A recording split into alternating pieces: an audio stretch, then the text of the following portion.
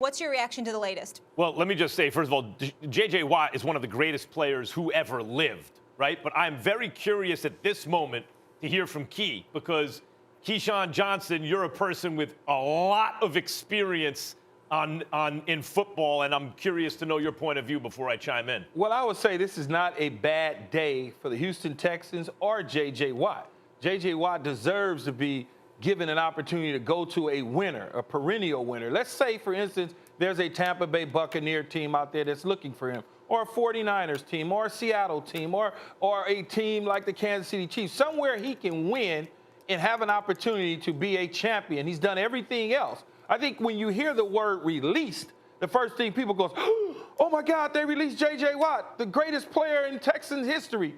It's not that bad. It really isn't. It's a good thing for him, and it's a good thing for the organization that wants to blow things up and start fresh, considering that they probably are not going to have their franchise quarterback underneath the center for the 2021 season. So I like it. I like the move. I think it helps. It gives J.J. Watt an opportunity to go be a champion somewhere without having to worry about if they can trade him, trade value, all of those different things. He's got a couple years of football left in him. Why keep him at that defensive end position in Houston when the Texans probably aren't going anywhere? Now, that's why I wanted to hear it from you first, Key, because that's not my first impression. I don't think that's going to be most people's first impressions. That's inside football stuff. Like, don't make this out as though, oh, more dysfunction on the Texans. This is actually par for the course. They're probably going to do this anyway. But it just looks bad. The optics, as the kids say nowadays, are bad for the Texans, because if you have such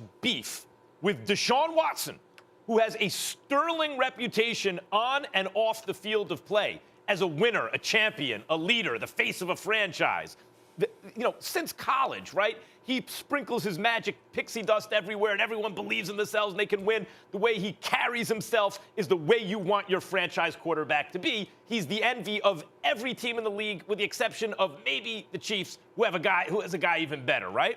When you poison the well to the point where this dude is saying, I want out no matter what, I'm not even going to return phone calls, you're not getting the benefit of the doubt. When something like this happens, people are going to say, oh, Andre Johnson says what he, or says publicly what he said.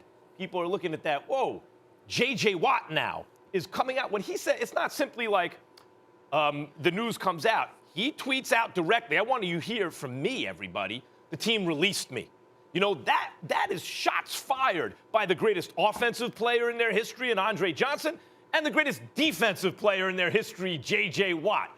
The signal that I am getting from everywhere, just stepping back as a football fan, is the greatest players in this franchise's history have a problem with this franchise. I think that's the way it's going to be interpreted today. I think it'll be interpreted that way until you dive into it. It just makes sense for a guy like J.J. Watt to go on and continue to play football with the winner. Once Deshaun Watson is gone from the Texans, that team is not a playoff team. That team will not be any good at all. And then when you look at it, if I'm J.J. Watt, why do I want to be there anyway? I mean, the guy that gave us hope and opportunity and a chance to compete in the National Football League or be on another team somewhere. So I want to be able to take my skill set and my opportunity while I have a chance to win a championship somewhere else. In the Houston Texans, if you want to dig into it, they screwed everything up, because if Deshaun was still there, then J.J. Watt would still be there, which means that they would have an opportunity to compete. Back it up some more. If DeAndre Hopkins was there. Yeah. Like, it starts with DeAndre Hopkins. Yeah. They traded his guy.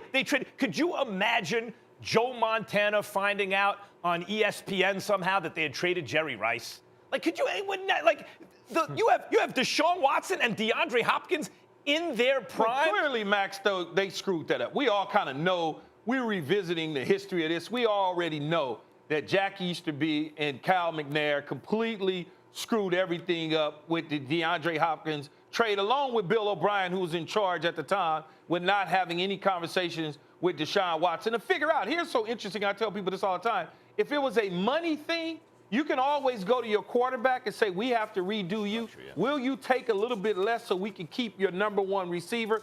Clearly, it wasn't just a money thing. It was something deeper But look in at the the Texans dominoes. organization. Look at the dominoes and how they fell. Like, I didn't even include DeAndre Hopkins when I talked about the greatest players, offense and defense, in the franchise's history.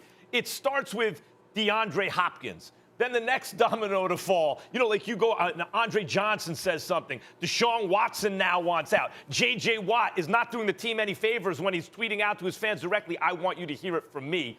They released me. These are the best players ever in the franchise.